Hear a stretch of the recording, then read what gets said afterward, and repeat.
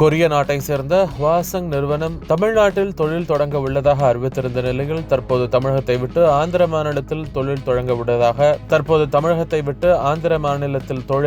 உள்ளதாக அறிவித்துள்ளதை சுட்டிக்காட்டியுள்ள எதிர்க்கட்சித் தலைவர் எடப்பாடி பழனிசாமி, பொம்மை முதல்வர் 4 ஆண்டுகளாக வெளிநாடு சுற்றுலா, உள்ளூரில் முதலீட்டாளர்கள் மாநாடுகள் என ஷோ காட்டியதால் தமிழ்நாட்டிற்கு என்ன பயன் என கேள்வி எழுப்பியுள்ளார்.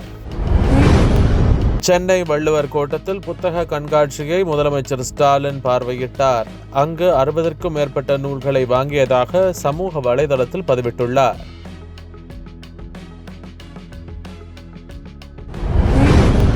வெளிமாநிலங்களுக்கு செல்லும் ஆம்னி பஸ்கள் நிறுத்தம் தொடர்பாக தமிழக போக்குவரத்து துறை அமைச்சரை சந்தித்து பேச நேரம் கேட்டும் 2 நாட்களாக அமைச்சரை சந்திக்க முடியாமல் ஆம்னி பஸ் உரிமையாளர்கள் காத்திருப்பதாக தெரிவித்துள்ளனர்.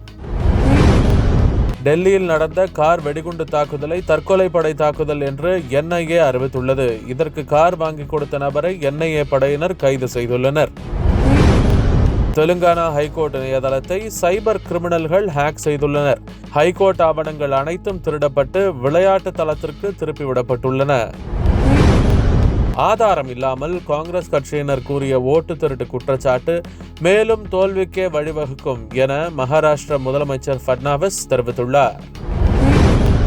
பீகாரில் சட்டசபைக்கு MLAக்களாக வெற்றி பெற்றவர்களில் 130 பேர் மீது கிரிமினல் வழக்குகள் நிலுவையில் உள்ளன.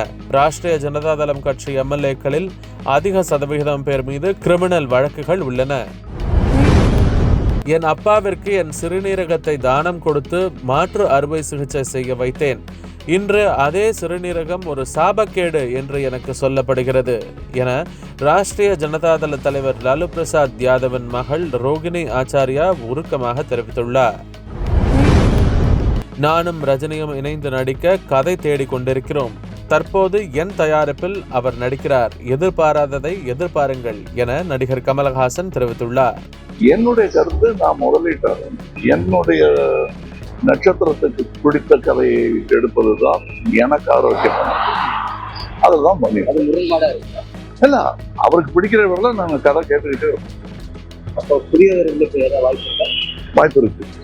எதிர்பார்க்கிறோம் கதை நல்லா இருக்கணும், அவ்வளவுதான். அதுதான் நாங்க இன்னொரு கதை தேடிட்டு இருக்கோம். இப்போதைக்கு இது பண்ணிட்டு எதிர்பாராததை எதிர்பார்க்க.